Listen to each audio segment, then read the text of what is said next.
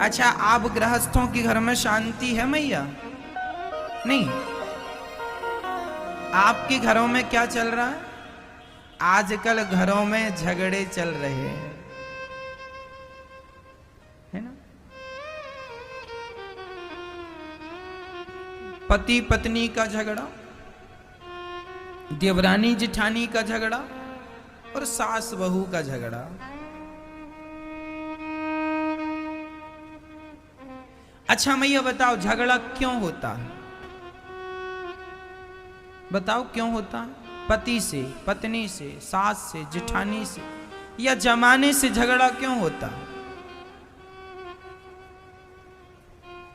झगड़ा इसलिए होता है मेरी मां, जब आप सामने वाले का कोई दोष देखेंगे, कमी, यदि सामने वाले की आप कोई कमी देख रहे हैं तो झगड़ा होगा। इसलिए हम कहा करते हैं कि कभी किसी की कमियां ना देखा करो। आपको लग रहा है कि ये व्यक्ति, बेटा बहू गलत रास्ता जा रहे हैं, उन्हें समझाओ, पर समझाओ भी एक बार, दो बार, तीन बार। ना समझें तो आप परेशान ना होइए, उसे अब आप नहीं सुधार सकते। आप लोग ना सामने वाले को समझाने में वो नहीं समझता तो आप परेशान होने लग जाते। अरे हमारी तो सुनता नहीं, बहू नहीं सुनती, बेटा नहीं सुनता। तुम अपना क्यों माथा खराब कर रहे हो? तुम अपनी खोपड़ी क्यों खराब कर रहे हो? जो जैसा है उसकी प्रकृति को नहीं बदला जा सकता। बताओ, नीम में कोई शहद लगाए तो क्या नीम में शहद लगाने से वो मीठी हो जाएगी? क्या नीम को शहद से बदला जा सकता है? उसकी कड़वाहट खत्म की जा सकती है? मैया, परमात्मा ने जिसे जैसा बनाया है उसे तुम नहीं बदल सकते, उसे हम नहीं बदल सकते। इसलिए वो जैसा है, वो जैसी है, उसे वैसे रहने दो और आप अपना मन वहां से हटाकर भगवान में लगा दो। यही कल्याण का साधन है। आप परेशान बिल्कुल ना होइए, चिंता ना कीजिए। आपके वश में कुछ नहीं है, आपके हाथों में कुछ नहीं है। यदि होता तो आप कर लेते। क्या बबूल के स्वभाव को बदला जा सकता है?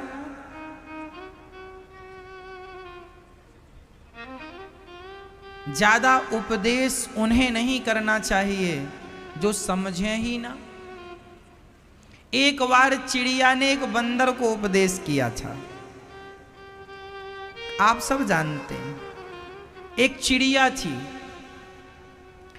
जिस पेड़ पर चिड़िया ने घोंसला बनाया, अंडा दिया, उसी पेड़ पर एक बंदर आके बैठा। बारिश का समय था, बंदर भीग रहा था और चिड़िया अपने घोंसले में सुरक्षित थी। तो चिड़िया ने बंदर से कहा, क्यों रे बंदर, तू मुझसे बड़ा है, मैं देख तुझसे छोटी होकर, चिड़िया होकर मैंने अपने लिए कितना बढ़िया घोंसला बनाया है, और तू अपने लिए एक छोटा सा घर क्यों नहीं बना लेता? बरसात में भीगता रहता, क्यों नहीं अपने लिए घर बना के रहने लग जाता? जब चिड़िया ने बंदर से कहा कि तू घर क्यों नहीं बनाता, तो चिड़िया ने तो अच्छा कहा ना, लेकिन बंदर को बुरा, ए चिड़िया मुझे उपदेश कर रही। अच्छा, दौड़ के गया और चिड़िया का घोंसला पकड़ के उसने तोड़ दिया और फेंक दिया। ले, बड़ा उपदेश कर रही है। तो ये बताओ, बंदरों को उपदेश देने से होगा क्या? यदि आप गलत व्यक्ति को उपदेश देने लग गए तो वो तुम्हें नुकसान ही पहुंचाएगा। इसलिए शास्त्र कहते हैं कि समझाओ उन्हें जो समझे, ज्ञान उन्हें दो जो ज्ञान लेने के अधिकारी हों, पढ़ाओ उन्हें जो पढ़ने के अधिकारी हैं। जो आपके ज्ञान के अधिकारी ही नहीं है, उन्हें आप क्या ज्ञान देंगे? इसलिए मैया, तुम अपने बेटे और तुम अपनी बहू को ज्यादा ज्ञान ना दिया करो, जितना देना था सो दे दिया। समझना होता तो समझदार के लिए इशारा काफी होता है, समझदार के लिए इशारा काफी होता है। और ना समझने वाले को आप समझा तो रहे हैं मन लगा के, क्या परिणाम निकला है? इसलिए मैया, ज्यादा माथा पच्ची ना करो। चिड़िया ने बंदर को उपदेश दिया था, क्या परिणाम हुआ? तुम अपने बेटा बहू को ज्यादा उपदेश ना दो, उनसे अपना मन हटा लो। उन्हें जैसा करना है अब वो करेंगे, बड़े हो गए हैं, समझदार हो गए हैं। तुमने समझाना था, 2 बार समझा दिया, रास्ता बता दिया, नहीं सुन रहे हैं, नहीं समझ रहे हैं। तुम अपना मन भगवान में लगाओ, जिससे तुम्हारा कल्याण होना है। यहाँ मन लगा रहेगा और यहाँ मन लगाए लगाए तुम मर गई मैया, तो तुम्हारी दुर्गति होगी मरने के बाद।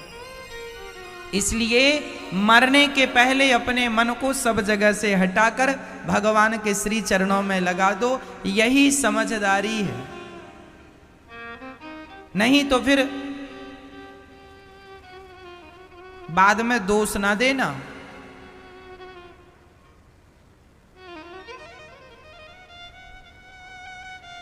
तो चिड़िया और बंदर वाली कहानी याद रखना, उन्हीं को हम बात करते हैं, उन्हीं को हम ज्ञान की बातें सुनाते हैं भगवान की, जो सुनने के इच्छुक हैं।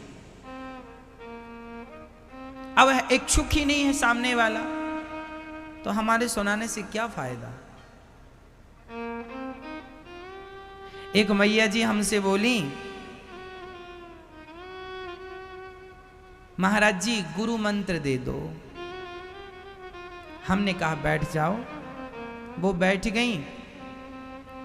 हमने कहा मैया बोलो श्रीमन नारायण। महाराज जी बड़ा कष्ट है, बहुत दुख है, बहुत परेशान है। हमने कहा मैया गुरु मंत्र लेना। हाँ महाराज जी लेना। हमने कहा बोलो श्रीमन नारायण। महाराज जी क्या बताएं, सुनता ही नहीं कोई, सुनता ही नहीं। हम समझ गए ये अधिकारी नहीं। हमने कहा मैया हमने जो कहा आपने कुछ सुना? नहीं महाराज कुछ नहीं सुना। सुनाओ। हमने कहा सुना दिया,